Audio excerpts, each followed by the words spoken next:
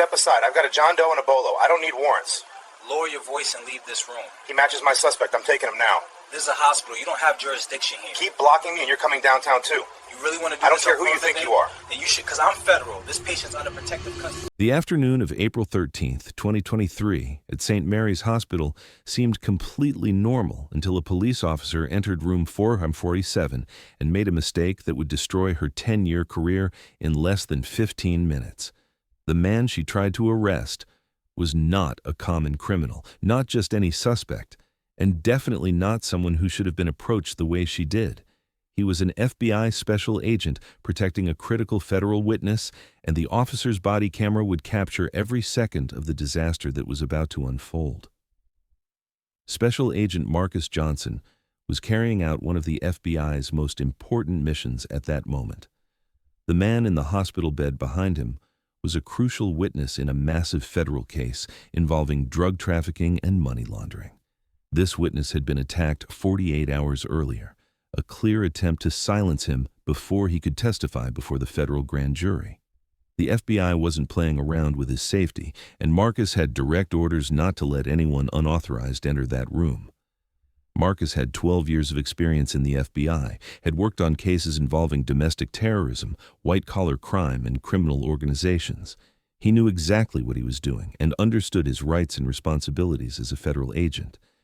That day, he was wearing a dark suit with a light blue shirt, his FBI credentials hanging visibly around his neck, and his service weapon in its holster. There was absolutely no ambiguity about who he was or what he was doing there. The police officer who would enter that room was Officer Sarah Mitchell, a 10-year veteran of the local police department. Sarah had a history in the department that included 3 previous complaints related to differential treatment based on race, but none of them had resulted in significant disciplinary action. The department always filed these complaints away as misunderstandings or difficult situations. Her colleagues knew Sarah had a problem, but the department's culture of protecting their own meant she continued on the street with a badge and a gun.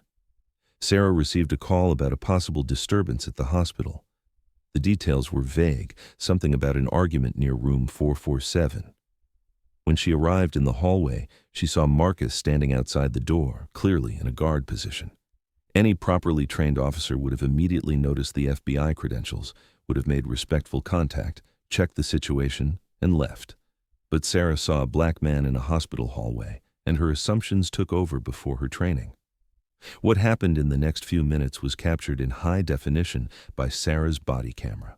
Every word, every action, every moment of poor judgment would be recorded as evidence of the biggest mistake of her career. Marcus remained professional and calm, but Sarah was about to cross a line that would destroy everything she had worked for over the past 10 years, and there would be no going back. Sarah Mitchell approached Marcus with her hand resting near her weapon, her body language showing immediate suspicion. She didn't politely ask who he was or what he was doing there. She didn't notice the FBI credentials hanging clearly around his neck. She simply began demanding identification as if Marcus were an intruder instead of a federal agent carrying out his duty. Her body camera captured the exact moment when Marcus calmly pointed to the credentials on his chest, explaining his position and mission.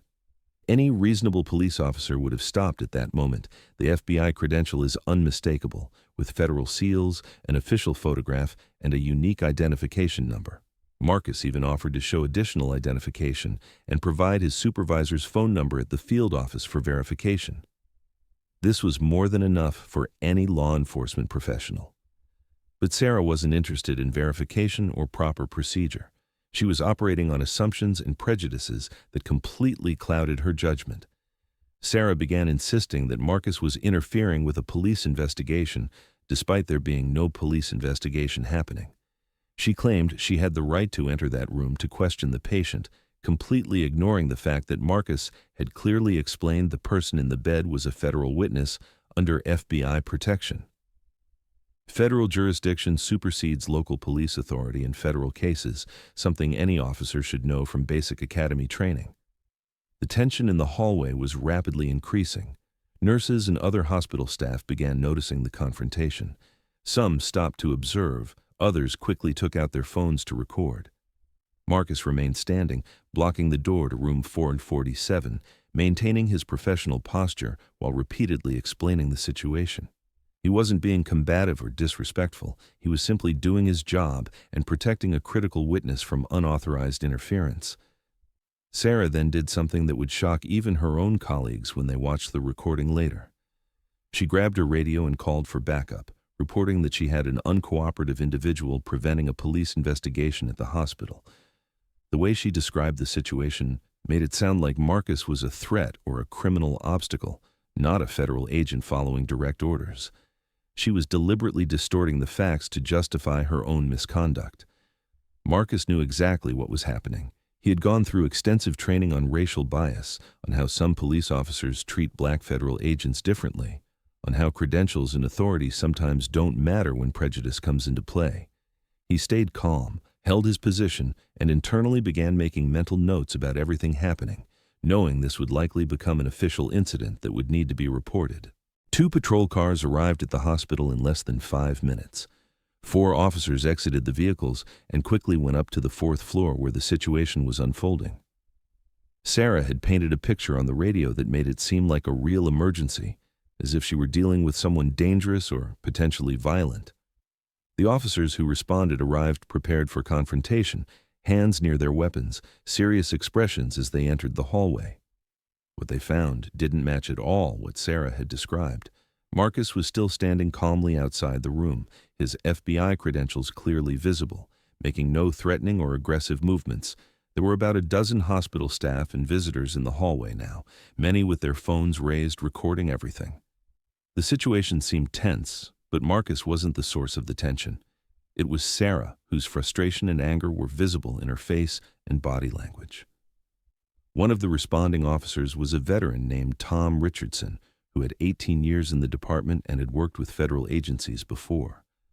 Tom looked at the scene, saw the FBI credentials around Marcus's neck, and immediately understood what was happening. His face changed from alert to concerned, and then to something that looked like embarrassment. He approached Marcus with visible hands, no threat, and politely asked if he could see the official identification. Marcus showed his complete FBI credentials, provided his supervisor's number, and calmly explained the entire situation. He was protecting a federal witness who had been attacked and was scheduled to testify in an important case. He had direct orders and complete federal authority to be exactly where he was. Tom nodded, understanding completely, and turned to Sarah with an expression that said everything. She had made a massive mistake, and he knew it. Tom tried to smooth the situation over discreetly. He told Sarah they needed to leave and let the federal agent do his work. But Sarah was too invested now, too committed to her wrong version of events. She began arguing that Marcus was being disrespectful, that he refused to cooperate properly, that there was something suspicious about the whole situation. Every word coming out of her mouth was being captured by multiple cameras, including her own. Then Sarah crossed the final line that would seal her fate. In front of her fellow officers, in front of witnesses, and in front of all those cameras recording, she reached for her handcuffs and declared she was arresting Marcus for obstruction of justice and interference with police duties. The moment froze in the hallway. Tom and the other officers were visibly shocked. Marcus remained perfectly calm, but his eyes showed he knew Sarah had just ended her career. The cameras continued recording every second of the biggest mistake any police officer could make, trying to arrest a federal agent for doing his job. Tom Richardson literally placed himself between Sarah and Marcus before she could put the handcuffs on him.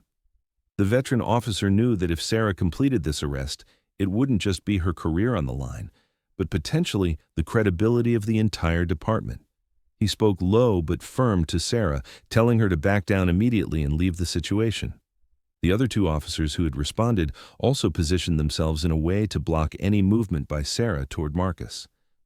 Marcus remained exactly where he was, not resisting, not escalating, just calmly observing while the local officers dealt with their out-of-control colleague.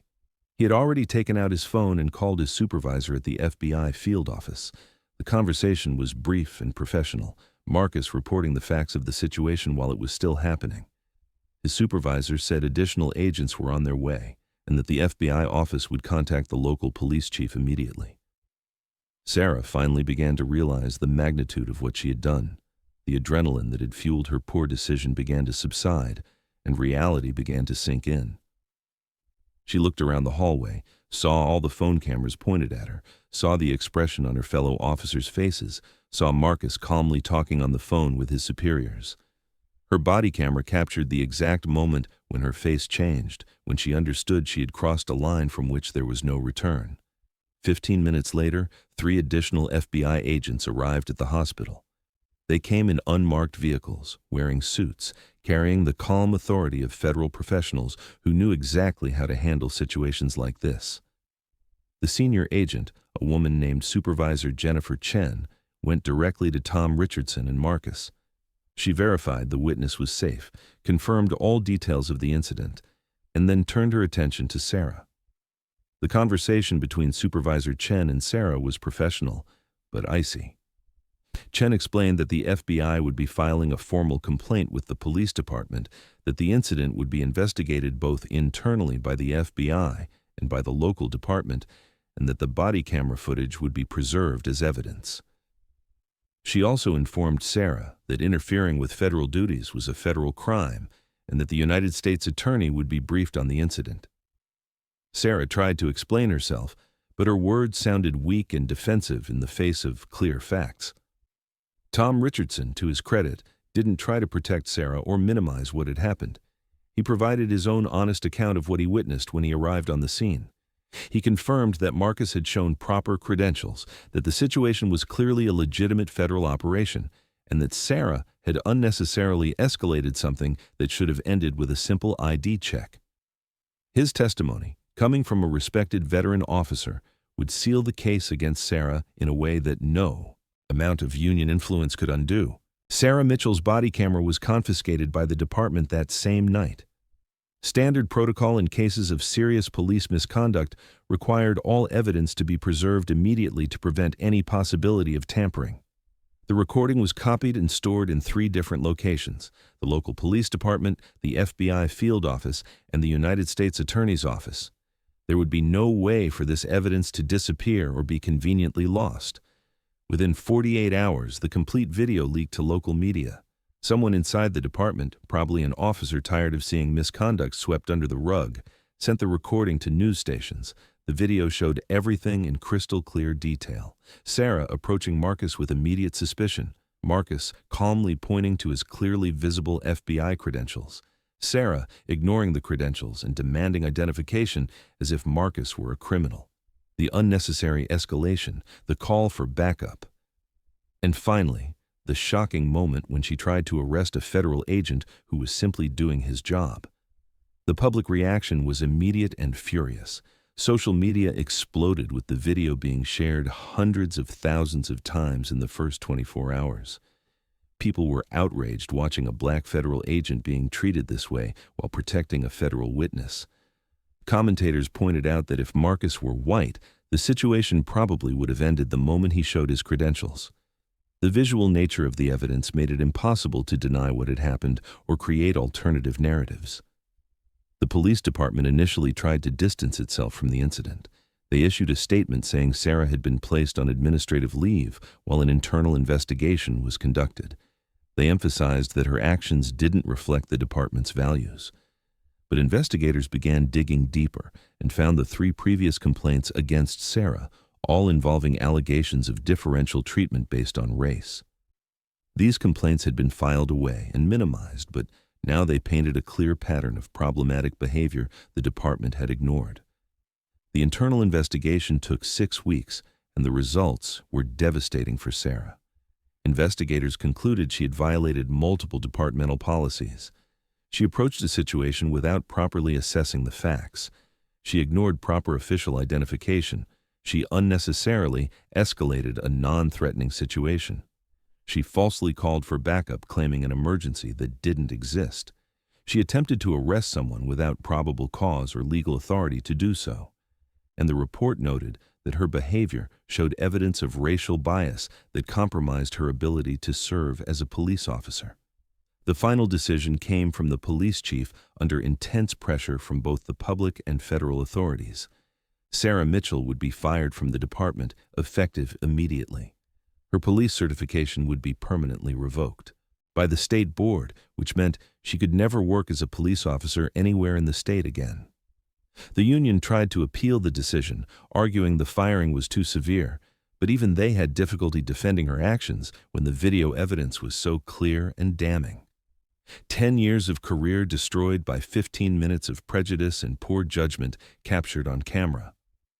Marcus Johnson returned to work at the FBI 2 weeks after the hospital incident. The federal witness he was protecting successfully testified before the grand jury, leading to multiple indictments against members of an important criminal organization. The case Marcus was working on was successful, and his professional conduct during the confrontation with Sarah was praised by his superiors.